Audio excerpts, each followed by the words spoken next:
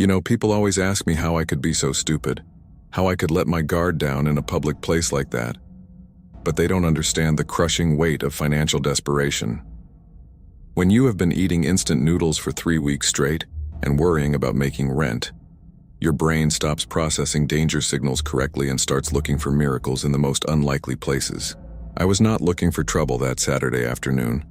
I was just looking for a cheap replacement part for my leaking sink at the hardware store, counting every single penny in my pocket and feeling the sweat run down my back. The heat that day was oppressive, a humid blanket that made the air shimmer above the black asphalt of the parking lot, distorting the shapes of the cars and making the distant highway sound like a roaring ocean. I walked out of the store empty-handed because even the generic parts were out of my budget, and the frustration was boiling in my chest like a physical sickness, making me want to scream at the sky.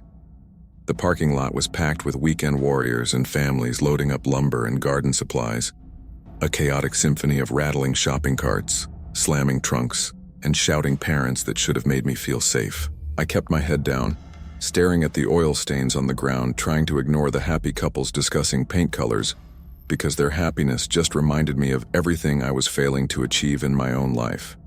I reached my beat-up sedan, which was parked in the furthest row because I was ashamed of the rust on the doors, and fumbled for my keys while the sun beat down on my neck. That was when I first heard the vehicle approaching from behind, the sound of heavy tires crunching slowly over the gravel and debris that accumulates at the edge of these massive lots. It wasn't moving with the flow of traffic. It was prowling, moving at a walking pace that instantly triggered a primal alarm bell in the back of my lizard brain. I glanced over my shoulder and saw it, a generic white cargo van, the kind you see 10 times a day and never remember, with no logos, no license plate on the front, and a layer of road grime that turned the white paint into a sickly gray. It didn't pass me. Instead, it swerved slightly to the left and pulled up diagonally right behind my car, effectively blocking me in and cutting off any easy exit route I might have had. My heart hammered against my ribs, not with terror yet, but with that spike of annoyance and sudden alertness that comes when someone invades your personal space so aggressively. I stood there, keys in hand, watching as the passenger side window rolled down with a high-pitched electric whine that sounded like a dying animal. In the sudden silence of my immediate vicinity, 2 men were sitting inside the cab, bathed in shadow despite the bright sunlight outside, wearing neon yellow safety vests that looked brand new, too clean for anyone who actually worked manual labor. The driver kept his eyes fixed on the rearview mirror, scanning the parking lot behind us while the passenger leaned out with a wide, predatory smile that displayed too many teeth. "Hey there, boss. Sorry to startle you, but you look like a man who appreciates a good deal when he sees one," the passenger shouted over the idling engine, his voice dripping with a rehearsed charisma that felt slimy. I took a step back, instinctively putting distance between myself and the door, while my mind raced through all the warnings I had read online about parking lot scams. I knew I should have just ignored them, got in my car and driven over the curb to get away. But that desperate part of my brain, the part that wanted a win, made me hesitate. We just finished a job installing a high-end home theater system for a rich client up in the hills, and the warehouse manager at our distribution center made a massive screw-up with the inventory. He continued, reciting the script without taking a breath. He explained that they had loaded 2 extra units onto the truck, top-of-the-line 4K projectors and surround sound speakers, and if they returned to the depot with them, their boss would just confiscate them and resell them for himself. We don't want the boss to get rich off our sweat, you know. We'd rather sell them for pennies on the dollar to a regular guy like you and split the cash for beer money, he said, winking conspiratorially. It was the classic white van speaker scam, a trick as old as time, where they sell you cheap junk in fancy boxes. But there was something off about their delivery. Usually these guys are hyper-aggressive, pushing the product in your face, but this guy seemed to be analyzing me, his eyes darting up and down my body, assessing my strength rather than my wallet. "I don't have any cash on me, man, and I'm really not interested in any speakers today," I said, trying to sound firm but hearing my own voice crack with nervous energy. The smile on the passenger's face didn't falter for a second, but his eyes hardened, losing that fake warmth and becoming cold, dead shark eyes that sent a shiver down my spine despite the heat. "Come on, don't be like that. At least take a look at the merchandise before you say no. It's the polite thing to do, he insisted, his hand dropping down to the door handle. We are talking about equipment worth $4,000, and I'm willing to let it go for $200, maybe even less if you are a cool guy. The mention of $200 hit a nerve. I didn't have it, but the idea that I could flip a $4,000 system and solve my rent problem flashed through my mind like a lightning bolt.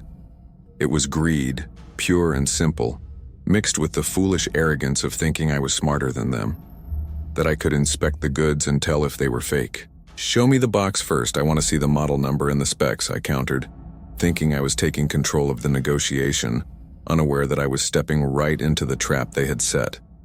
The passenger nodded eagerly, popping the lock on his door and swinging it open, but he didn't get out. He just gestured toward the sliding door on the side of the van. It's all in the back, wrapped up in factory plastic, totally pristine.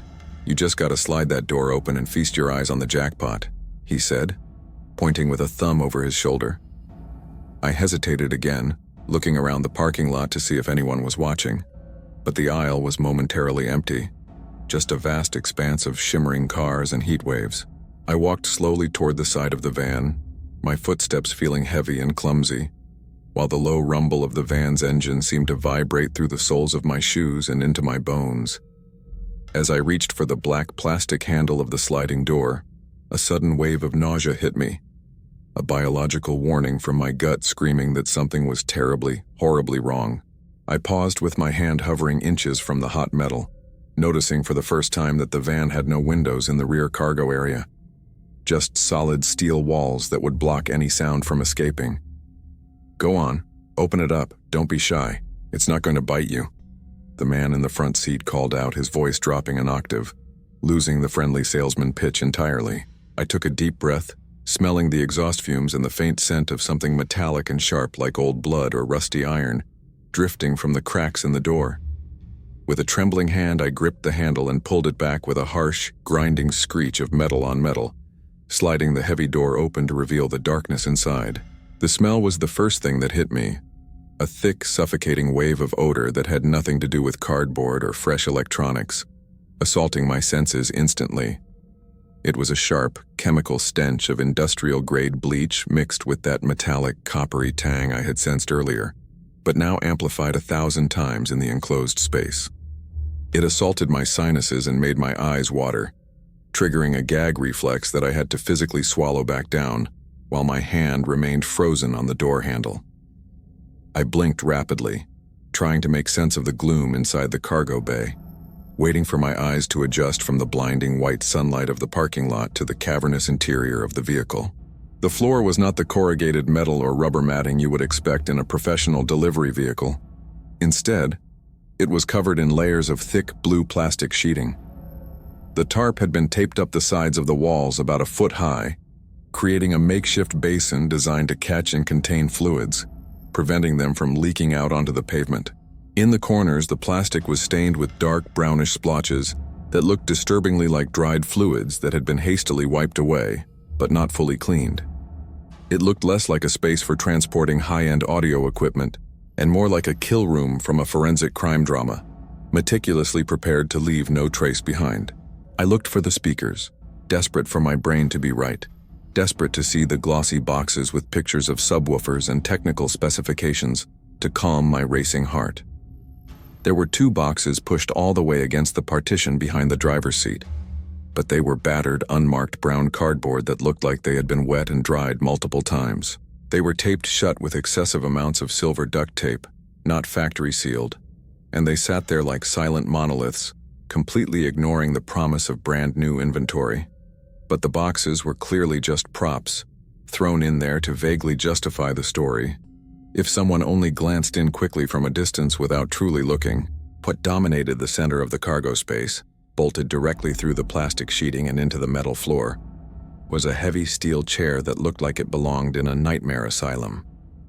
It was an antique dental or barber chair, the leather cracked and peeling to reveal yellowish foam underneath with a heavy iron base that was rusted a deep, flaky orange. The headrest was positioned high, and the armrests were equipped with thick, custom-fitted leather straps that were currently unbuckled, hanging down like dead snakes waiting to coil. It was a torture device sitting in the middle of a Home Depot parking lot, an object so out of context that my mind simply refused to process it. My eyes traced the path from the chair to the ceiling, where a modification had been made to the van's structural ribs to support significant weight. A heavy-duty steel bar had been welded across the top, and from it hung a series of chains and pulleys that rattled softly with the vibration of the idling engine. Attached to the hook of the pulley system was a terrifying contraption, a sort of spreader bar with cuffs, swaying gently in the stagnant air of the van like a pendulum. The engineering was crude but effective, implying a horrifying purpose that had absolutely nothing to do with surround sound or home theater installation. Along the left wall, where shelving for tools should have been, there was a magnetic strip mounted at eye level, holding a collection of instruments that made my blood run cold. There were no screwdrivers or wire strippers for electronics. Instead, there were bone saws, heavy rusted pliers, and a variety of knives with blades that had been sharpened so many times they were thin slivers of steel. Below them, a roll of industrial plastic wrap and a box of heavy-duty garbage bags sat on a small ledge, completing the kit of a predator who knew exactly how to dispose of a problem. Time seemed to dilate, stretching that single second of realization into an eternity where I was trapped in a silent scream, unable to move a muscle. My brain was still frantically trying to offer innocent explanations. Maybe they were moving furniture for a haunted house. Maybe they were prop guys for a low-budget horror movie. But the smell, that undeniable, visceral scent of bleach masking decay, cut through every rationalization and told me the primal truth that I didn't want to admit. I was standing at the threshold of a slaughterhouse on wheels, and I had voluntarily walked right up to the door because I wanted to save a few bucks on speakers. The sound of a door unlatching snapped me out of my trance, and I realized the passenger had opened his door and stepped out onto the asphalt with terrifying speed. He wasn't smiling anymore. The salesman mask had completely vanished, replaced by a look of intense, focused aggression that made him look like a completely different person. He stood by the front fender, blocking my path back to the safety of the store, his body tense like a coiled spring ready to snap forward at any second. "What's the matter, buddy? You look a little pale," he said, his voice low and mocking, devoid of the friendly banter from 30 seconds ago. He didn't ask me if I wanted to buy them. He just stared at me, measuring the distance between us, calculating how fast he could close the gap before I could react. "The inventory is right there in the back. You just have to climb in to check the serial numbers," he commanded, stepping closer with a predatory grace. His hand moved to his pocket, and I saw the outline of something hard and heavy shifting against the fabric of his jeans, perhaps a weapon or a taser. The driver was watching me in the side mirror, his eyes locking onto mine with a cold intensity, his hand resting on the gear shift, ready to move. "Get in," the man said, and it wasn't a sales pitch anymore. It was a direct order given by someone who was used to being obeyed without question. He gestured toward the open darkness of the van with a jerk of his head, his other hand reaching out as if to guide me, or shove me, inside the metal box. The trap had been sprung, the pretense dropped, and I realized with a jolt of pure adrenaline that this wasn't a robbery or a scam. They didn't want my wallet. They didn't want my car. They wanted me inside that van, strapped to that chair, and gone forever. The command, "Get in," hung in the humid air like a physical weight, shattering the last remnants of social convention that usually keeps us rooted in polite behavior. My brain finally screamed the order to run, overriding the freeze response that had kept me paralyzed, but my legs felt like they were submerged in wet concrete, heavy and unresponsive to my desperate will. The man took another step closer, invading my personal bubble with a suffocating arrogance, his body blocking the sunlight and casting a long, dark shadow over my face. I stumbled backward, my heels catching on the uneven asphalt, and my back slammed hard against the side mirror of my own sedan, trapping me effectively between my car and his slaughterhouse on wheels. The metal dug into my spine, a sharp pain that grounded me in the terrifying reality of the moment, telling me that there was nowhere left to retreat. He reached out with his left hand, aiming for my shoulder. A movement that was deceptively casual but carried the weight of a vice grip meant to subdue and control. I saw the dirt grime under his fingernails, and a tattoo on his forearm that was partially obscured by the sleeve of his shirt. a blurry shape that looked like a skull or a demon.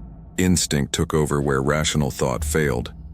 I slapped his hand away with a frantic flailing motion, the sound of skin on skin cracking sharply like a pistol shot in the quiet space between the vehicles. "Don't touch me!" I yelled, my voice cracking and pitching high with hysteria, sounding foreign to my own ears like the cry of a terrified child rather than a grown man. The man flinched not from pain, but from the sudden noise, his eyes darting quickly to the left and right to see if anyone in the busy parking lot had noticed the commotion. For a split second, the mask of the confident predator slipped, revealing a flash of annoyance and calculation as he weighed the risk of a public struggle against the reward of his prize. "Shut your mouth," he hissed, stepping in closer to bridge the gap, his voice a venomous whisper meant to intimidate me into silence. "You're making a scene over nothing, just get in the van and stop acting like a lunatic." He tried to gaslight me even then, using the social pressure of making a scene to force compliance, a tactic that probably worked on people too polite to scream for their lives. But the image of that rusted chair and the bleach-stained tarp was burned into my retinas, fueling a panic so absolute that it bypassed all shame or social anxiety. I didn't just step away. I threw myself sideways, scrapping my hip against the rough brick of my car's side panel, scrambling to put the hood of my vehicle between us. "Help! Call the police!" I screamed at the top of my lungs, waving my arms frantically at a passing SUV that was cruising slowly down the aisle looking for a spot. The driver of the SUV, a middle-aged woman with sunglasses, glanced at me with a look of mild confusion and annoyance, clearly thinking I was on drugs or having a mental breakdown, and just kept driving.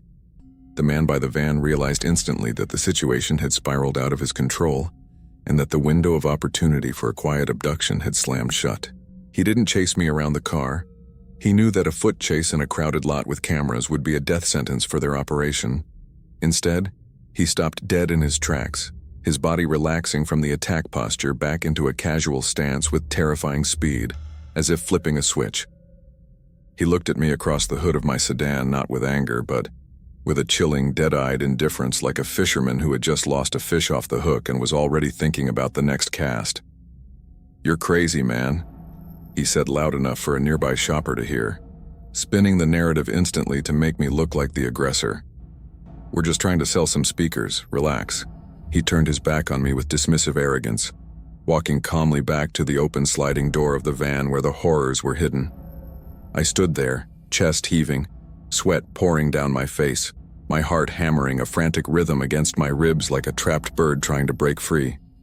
I wanted to keep screaming, to point at the van and tell everyone what was inside, but my throat had constricted so tight that I could only manage jagged, wheezing breaths. He grabbed the handle of the sliding door and slammed it shut with a force that shook the entire vehicle, the loud thud acting like a period at the end of a terrifying sentence. The sound sealed away the chair, the chains, and the smell of death, returning the vehicle to its disguise as just another innocuous white work van. The driver, who had never once looked directly at me during the entire encounter, put the van into gear, the reverse lights flaring white as he prepared to back out. They moved with a practiced efficiency, a team that had clearly done this hundreds of times before and knew exactly when to cut their losses and vanish. As the van pulled away, driving slowly and responsibly down the lane to avoid drawing any further attention, I noticed the license plate on the back for the first time.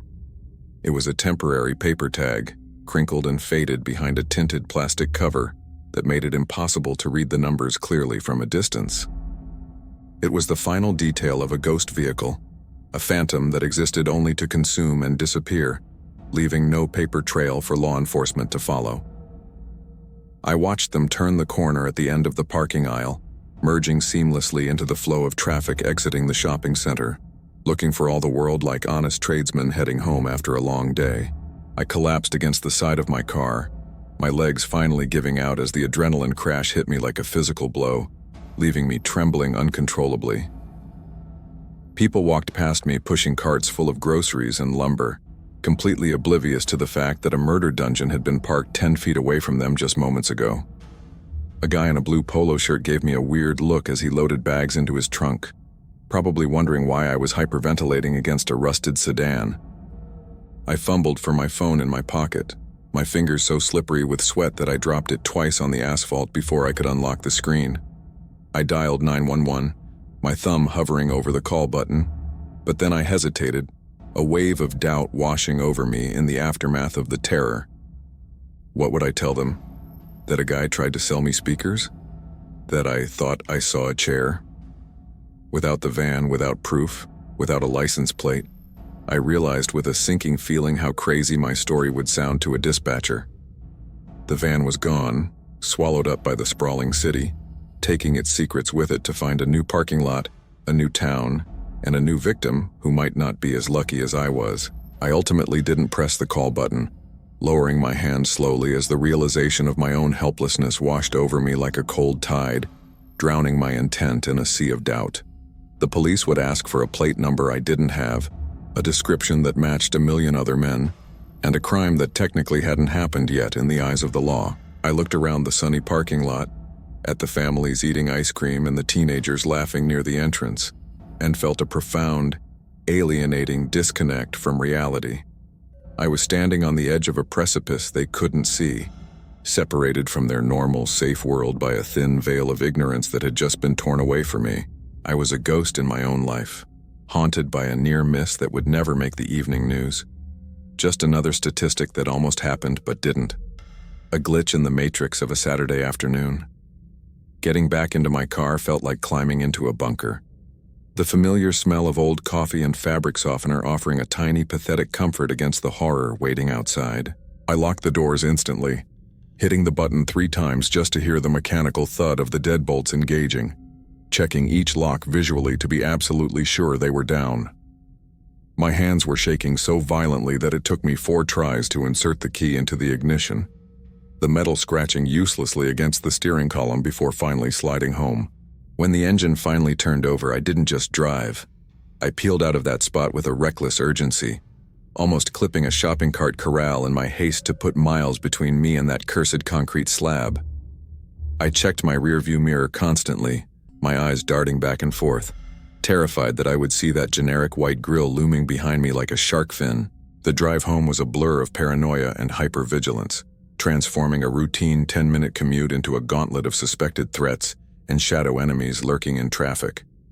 Every white vehicle on the road suddenly became a potential predator, their tinted windows hiding unspeakable instruments of torture in my fevered, traumatized imagination. I saw a plumber's van at a red light and nearly had a panic attack, gripping the steering wheel until my knuckles turned white and my fingernails dug deep into the leather wrap. I changed lanes erratically to keep distance, ran a yellow light that was turning red, and took a convoluted route through side streets just in case I was being followed. The city, which I had lived in for years, now looked like a hunting ground, a grid of streets designed to funnel victims into the waiting maws of monsters hiding in plain sight. When I finally pulled into my driveway, I didn't feel the relief I expected. Instead, I felt like a fox diving into a hole while the hounds were still circling just outside the perimeter. I ran from the car to my front door, fumbling with my house keys again, looking over my shoulder at every rustle of leaves or passing car that slowed down.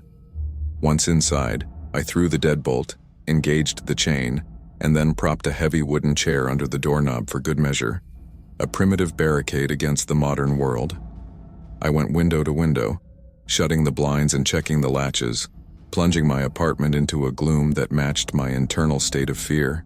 I sat on the floor of my living room back against the wall, away from the windows, and just listened to the silence of the house, waiting for a sound that shouldn't be there.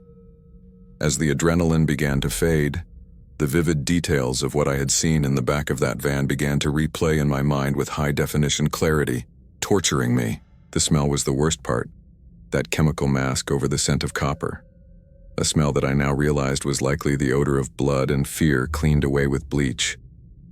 I thought about the chair, the way the leather straps were worn smooth, implying they had been used, tightened, and struggled against many, many times before I saw them. It wasn't a prop. It was a tool, an artifact of suffering that had witnessed moments of absolute terror that I couldn't even begin to comprehend. The realization that I had been inches away from sitting in that chair made my stomach churn, forcing me to run to the bathroom and dry heave over the toilet until my throat burned. The what-ifs started to attack me then, a barrage of hypothetical scenarios where I had made a different choice, and ended up as a missing person poster on a telephone pole. What if I had been more polite? What if I had been greedier? What if I hadn't seen the chair before the door slid all the way open? I imagined the door slamming shut behind me, the darkness, the realization that no one knew where I was, the sound of the engine starting as they drove me to some secondary location. I realized how fragile my existence was, how easily I could have been plucked from the world in broad daylight, without anyone raising a finger to stop it. I was just meat to them, a resource to be harvested, processed, and disposed of without a second thought, reduced to inventory in a van. Later that night, sitting in the dark with only the glow of my laptop screen illuminating my face, I started searching for answers, diving into the deep end of internet forums. I typed "white van speaker scam" into the search bar and found thousands of results describing exactly the pitch they had used on me. The warehouse error, the boss, the cash deal. It was a known grift, a common petty crime where guys sold $50 speakers for $300 to gullible college kids and suburban dads. But nowhere in those stories did anyone mention a dentist's chair, a winch system on the ceiling, or the overwhelming smell of industrial cleaner. The scam was real, but it was being used as a cover, a Trojan horse to lower the guard of victims for something far, far darker and more permanent. I went deeper, looking for missing persons cases in my area, filtering for men of my age and build who had vanished from shopping centers or parking lots in the last few years. The results were chilling. A college student who went to buy paint and never came home. A young father who went for a diaper run and disappeared, their cars found abandoned and unlocked. The police always assumed they ran away or met someone willingly, never connecting the dots to a transient mobile torture chamber that moved from city to city. I saw their faces smiling out from the grainy JPEGs, regular guys who probably just wanted a deal on speakers, and I felt a survivor's guilt that was heavy and suffocating. I wasn't special. I wasn't smarter. I was just lucky enough to spot the trap before the iron jaws snapped shut on my leg. Sleep was impossible that night, and when I finally drifted off into a restless doze, the nightmares were immediate and vivid, pulling me back into the cargo bay of that van. In the dream, I was strapped to the chair, the leather binding my wrists so tight my hands were numb, staring up at the rusty ceiling while the van bounced over potholes. The man in the passenger seat was there, holding a bone saw, smiling that salesman smile, telling me that the inventory was almost ready for processing. I woke up screaming, tangled in my sweat-soaked sheets, my heart racing so fast I thought I was having a heart attack, the smell of bleach phantom lingering in my bedroom. I turned on every light in the apartment and sat on the edge of my bed, shivering, knowing that I would never truly sleep soundly again. That day changed me fundamentally, altering the chemical makeup of my personality from an optimist to a recluse who sees danger in every shadow and every stranger. I stopped going to that hardware store, stopped going to that part of town entirely, and started ordering everything I needed online to avoid parking lots.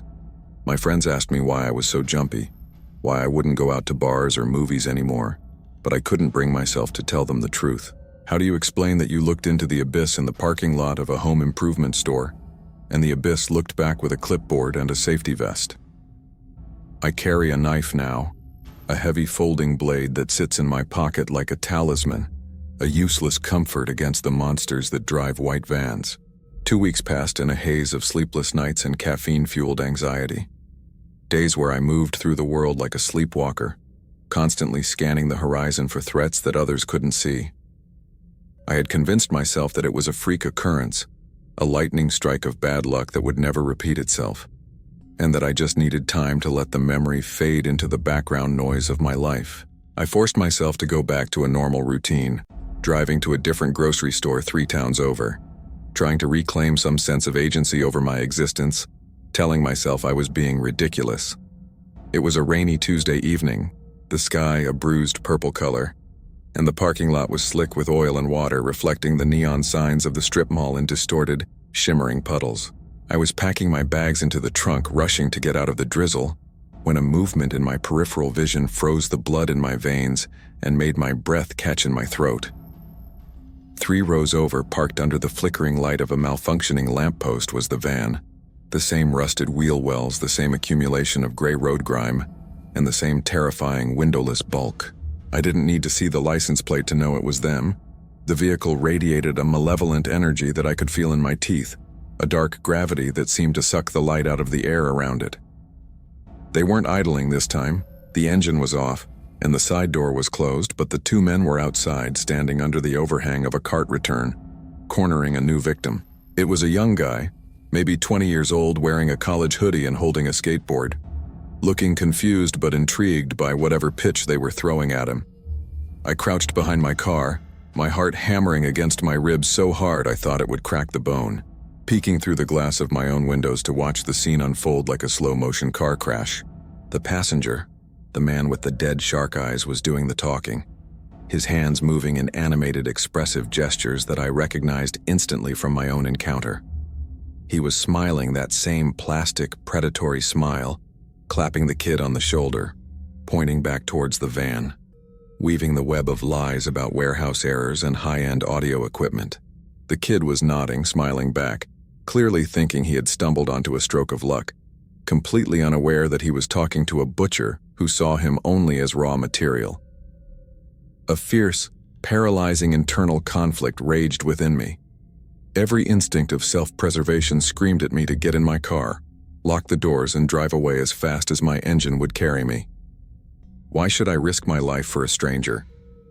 If I intervened, they might pull a gun, they might memorize my face, they might follow me home and finish what they started 2 weeks ago. But then the image of that chair flashed in my mind. The leather straps, the bone saws, and I knew with a sickening clarity that if I drove away, that kid wasn't going home tonight. I watched as the kid shrugged, dug his hand into his pocket to check for cash, and then began walking with the men toward the white van, stepping willingly toward his own slaughter. The distance between the cart return and the van was only about 50 feet, but it felt like they were walking across a tightrope over a canyon, every step bringing the kid closer to a point of no return. I saw the driver unlock the vehicle, the lights flashing once, and he moved to the driver's side door while the salesman guided the kid toward the passenger side sliding door. They were running the exact same play: get him to the door, open it to show the inventory, and then shove him inside before he could process the horror of what he was seeing. My hand hovered over my car horn, trembling violently, my sweat-slicked palm slipping on the steering wheel cover as I tried to summon the courage to act. The kid reached the side of the van and the salesman reached for the handle, his body language shifting from friendly to tense, his muscles coiling for the violence that was about to erupt. I couldn't watch it happen. I couldn't live with the knowledge that I let a kid get taken while I sat safely in my sedan just 30 yards away. I slammed my hand down on the horn and held it there, a long, piercing, continuous blast that cut through the rainy night like a siren, shattering the quiet atmosphere of the parking lot. The sound was deafening, drawing the attention of everyone in the vicinity, causing shoppers to stop and stare, and making a security guard look up from his phone near the entrance. The reaction at the van was instantaneous and chaotic. The kid jumped back, startled by the noise, looking around in confusion to see who was honking like a maniac. The salesman flinched violently, his hand recoiling from the door handle as if it were red hot, his head snapping around to locate the source of the disturbance. He locked eyes with me instantly. He didn't have to search. He knew exactly who it was, as if he had been expecting me to show up and ruin his night. Across the rainy parking lot, through the windshields in the distance, our gazes connected, and I saw a flash of pure, unadulterated hatred that was far more terrifying than his fake smile. He didn't panic. He didn't run. He just stared at me for 3 long seconds, memorizing my car, my face, and my audacity, burning my image into his mind for future reference. He said something to the kid, probably cursing me out or making up an excuse, and then shoved the kid away roughly, abandoning the prey because the element of stealth was gone. The salesman jumped into the passenger seat, the driver gunned the engine, and the van peeled out of the spot with a screech of tires, ignoring the speed bumps as they sped toward the exit. The college kid stood there in the rain, bewildered, watching them go, completely oblivious to the fact that the annoying guy honking his horn had just saved him from a fate worse than death. I didn't stick around to explain it to him. I didn't want to be there when the police arrived, and I certainly didn't want to be there if the van circled back to settle the score. I threw my car into reverse, my hands shaking so bad I could barely steer, and drove out of the opposite exit, taking a labyrinthine route through the back streets to ensure I wasn't being followed. I checked my mirrors every 5 seconds, my paranoia cranked up to a fever pitch, expecting to see headlights extinguishing behind me or a white shape looming in the darkness. I had poked the bear. I had interfered with their business, cost them a victim, and exposed myself as a witness who wasn't just going to go away quietly. When I got home, I didn't turn on the lights. I sat in the dark living room with the blinds drawn, clutching the kitchen knife, listening to the rain hammer against the roof. I knew then that this wasn't over, that it wasn't just a random encounter anymore. It was a feud, and I was vastly outgunned and outmatched. I had seen the darkness, and now the darkness knew my name, knew my car, and knew that I was a problem that needed to be solved. As I sat there in the silence, a terrifying thought crept into my mind. They had been in that parking lot, far from where I first met them, which meant they weren't just drifting randomly, they were hunting in my territory. I sold my car 3 days later, dumping it at a used dealership for half of what it was worth because I couldn't stand the thought of driving a marked Target anymore. I told the dealer I was moving overseas, a lie that tasted like ash in my mouth, but I needed to sever every tie to the identity they had memorized in that rainy parking lot. I moved apartments within the month, breaking my lease and losing my security deposit to relocate to a gated complex on the other side of the city, hoping that layers of security and a new zip code would be enough to hide me. The moving process was a nightmare of suspicion. I hired a professional company but watched them like a hawk, flinching every time a white truck pulled up to the loading dock, convinced that it was them coming to finish the job. I changed my phone number, deleted my social media profiles, and effectively erased the digital footprint of the man I used to be, becoming a ghost in my own city to avoid a ghost vehicle. For the first few months in the new apartment, I lived like a prisoner in solitary confinement, only leaving for work and essentials, always during the day, always with my head on a swivel. I bought a gun, a compact 9mm that I kept on the nightstand next to my bed, and I spent hours at the range practicing until the recoil felt familiar, and the smell of gunpowder replaced the phantom scent of bleach. I stopped listening to music in the car.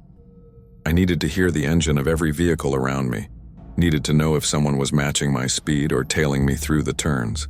Every white van, and there are thousands of them in a city delivering flowers, fixing cable, hauling plumbing, became a source of terror that made my heart stop and my palms sweat.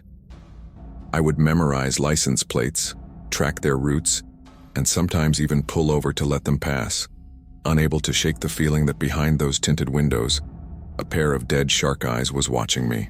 But time, as it always does, began to dull the sharp edges of the trauma, eroding the constant state of high alert into a dull, throbbing anxiety that was manageable. 6 months passed without incident, no mysterious hang-up calls, no vans parked outside my building, no men in safety vests following me through the grocery store. I began to convince myself that I was paranoid, that they were itinerant predators who moved from state to state and had likely forgotten about me the moment they hit the highway ramp. They were businessmen of death, I reasoned, and chasing a loose end like me was a waste of resources when there were so many easy, unsuspecting victims waiting in parking lots across America. I started to sleep through the night again, started to leave my windows cracked open for fresh air, and even laughed once or twice at a joke from a coworker. Then came the Tuesday that shattered my fragile reconstruction of safety, a day that started perfectly normal and ended in a silence so loud it was deafening. I came home from work late, the sun already setting, casting long, stretching shadows across the walkway to my front door. I walked up the steps, fishing for my keys, thinking about what to make for dinner, when I saw it sitting squarely on my welcome mat, aligned perfectly with the door frame. It was a box. A large, glossy, full-color cardboard box with high-resolution images of audio equipment and bold, exciting text that promised cinema-quality sound. It was a Dog Digital 5.1 surround sound system, the exact same trash brand, the exact same packaging I had seen in the back of the van that first day. My blood turned to ice and the world seemed to tilt on its axis, vertigo washing over me as I stared at the object that shouldn't be there. There was no shipping label, no postage, no Amazon tape. It hadn't been delivered by a courier service, which meant someone had walked up to my door, stepped onto my mat, and placed it there by hand. I stood frozen at the bottom of the steps, the key digging into my palm, looking around the complex frantically, scanning the parking lot for a white van, but the lot was empty except for residents' cars. The silence of the evening was heavy and oppressive, the chirping of crickets sounding like mocking laughter as I realized the depth of my mistake in thinking I was safe. They hadn't forgotten me. They had been watching me the entire time, tracking my move, learning my schedule, and waiting for the perfect moment to send a message. I approached the box with the caution of a bomb disposal technician, my hand trembling as I reached out to touch the glossy cardboard, expecting it to be trapped or dangerous. I used my pocket knife to slice the tape, the sound seemingly amplified in the quiet breezeway, and folded back the flaps to reveal the contents, bracing myself for something gruesome. It wasn't a head, or a bomb, or a dead animal. Inside the box, nestled in cheap styrofoam, were the speakers. Cheap, plastic, lightweight speakers that smelled of factory glue and dishonesty. But taped to the center speaker, the subwoofer, was a single piece of standard white printer paper, folded once in half. I picked it up, my fingers numb, and unfolded it to read the message written in black permanent marker, the handwriting jagged and aggressive. "We have too much inventory. Thought you might want a free sample. Enjoy the music." That was it. No threat of death, no demand for money, just a darkly ironic joke that proved their absolute dominance over my life. They were telling me that they could have killed me. They could have been waiting inside my apartment. They could have taken me anytime they wanted during the last 6 months. But they chose to leave a gift instead. A psychological torture device that would ensure I never felt safe again. A reminder that my life was theirs to take whenever they decided to cash in the chips. They were playing with their food, enjoying the terror they inflicted as much as the violence, savoring the knowledge that I would spend the rest of my life looking over my shoulder. I took the box inside, locked the door, bolted it, engaged the chain, and pushed the sofa in front of the entrance, but I knew it was all theater. All useless gestures against a force that could walk through walls. I sat on the floor with the gun in my lap, staring at the cheap speakers, realizing that I was now part of their collection, just in a different way. I wasn't in the van, but I was trapped just the same, enclosed in a prison of fear constructed by a white van that could be anywhere and nowhere at once. I didn't call the police. What crime had been committed? Someone gave me free speakers? The perfect crime isn't the one nobody sees. It's the one nobody understands except the victim. I still live in that apartment because moving again feels pointless.